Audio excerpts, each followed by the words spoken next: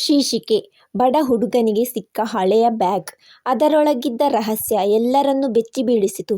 ಒಂದು ಹಳೆಯ ಬ್ಯಾಗ್, ಒಬ್ಬ ಬಡ ಹುಡುಗನ ಮತ್ತು ಆ ಬ್ಯಾಗ್ ಒಳಗೆ ಇದ್ದ ಒಂದು ರಹಸ್ಯ. ಈ ಕಥೆಯ ಕೊನೆ ನಿಮ್ಮ ಕಣ್ಣಲ್ಲಿ ನೀರು ತರಬಹುದು. ಹಾಗಾದರೆ ಕತೆ ಆರಂಭಿಸೋಣ.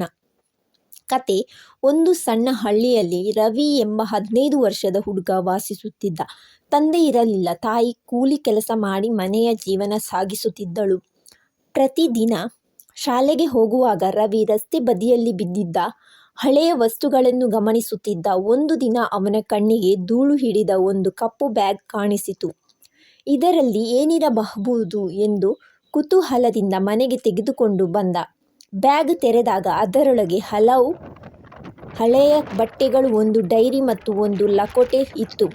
ಡೈರಿಯ ಮೊದಲ ಪುಟದಲ್ಲಿ ಹೀಗೆ ಬರೆದಿತ್ತು: ಈ ಬ್ಯಾಗ್ ಯಾರಿಗೆ ಸಿಕ್ಕಿದರೂ ದಯವಿಟ್ಟು ನನ್ನ ಮಗಳನ್ನು ಹುಡುಕಿ ಕೊಡಿ.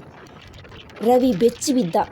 ಡೈರಿಯನ್ನು ಓದುತ್ತಾ ಹೋದ. ಅದು ಹಲವು ವರ್ಷಗಳ ಹಿಂದೆ ತನ್ನ ಕುಟುಂಬದಿಂದ ದೂರವಾದ ಒಬ್ಬ ತಂದೆಯ ಜೀವನ ಕಥೆಯಾಗಿತ್ತು. ಅದರೊಳಗೆ ಒಂದು ವಿಳಾಸವೂ ಇತ್ತು. ರವಿ ತನ್ನ ತಾಯಿಗೆ ಹೇಳಿದ: ಅಮ್ಮ, ಈ ಬ್ಯಾಗ್ನ ನಿಜವಾದ ಮಾಲೀಕರನ್ನು ಹುಡುಕಬೇಕು. ತಾಯಿ ಒಪ್ಪಿದಳು. ಮರುದಿನ ಇಬ್ಬರೂ ಆ ವಿಳಾಸಕ್ಕೆ ಹೋದರು. ಆದರೆ ಅಲ್ಲಿ ಹಳೆಯ ಮನೆ ಇರಲಿಲ್ಲ. ಅಕ್ಕಪಕ್ಕದವರು ಹೇಳಿದರು, ಅವರು ಹಲವು ವರ್ಷಗಳ ಹಿಂದೆ ಇಲ್ಲಿಂದ ಹೋಗಿದ್ದಾರೆ. ರವಿ ನಿರಾಶನಾದ.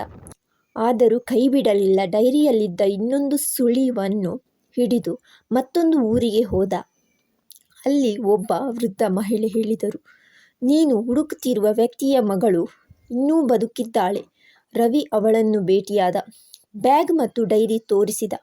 ಅವಳು ಅತ್ತಳು: ಇದು ನನ್ನ ಅಪ್ಪನ ಬ್ಯಾಗ್. ನಾನು ಇಷ್ಟು ವರ್ಷಗಳಿಂದ ಇದನ್ನು ಹುಡುಕುತ್ತಿದ್ದೆ.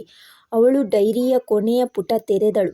ಅದರಲ್ಲಿತ್ತು: ನಾನು ಹಿಂದಿರುಗದಿದ್ದರೆ ನನ್ನ ಮಗಳು ಒಳ್ಳೆಯ ಜೀವನ ನಡೆಸಲಿ.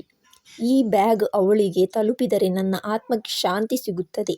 ಅವಳು ರವಿಯನ್ನು ಅಪ್ಪಿಕೊಂಡು ಹೇಳಿದಳು: ನೀನು ನನಗೆ ನನ್ನ ಅಪ್ಪನನ್ನು ಮತ್ತೆ ನೆನಪಿಸಿದ್ದೀಯಾ. ಕೆಲವು ದಿನಗಳ ನಂತರ ಅವಳು ರವಿಯ ವಿದ್ಯಾಭ್ಯಾಸದ ಸಂಪೂರ್ಣ ಖರ್ಚನ್ನು ಹೊತ್ತುಕೊಂಡಳು.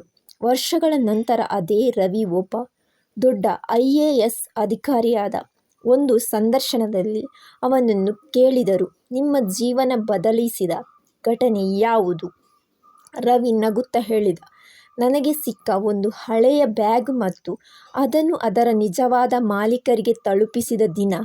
ಒಳ್ಳೆಯ ಕೆಲಸ ಎಂದಿಗೂ ವ್ಯರ್ಥವಾಗುವುದಿಲ್ಲ ಎಂದು ನೀವು ಮಾಡುವ ಒಂದು ಸಣ್ಣ ಸಹಾಯ ನಾಳೆ ನಿಮ್ಮ ಜೀವನವನ್ನೇ ಬದಲಾಯಿಸಬಹುದು.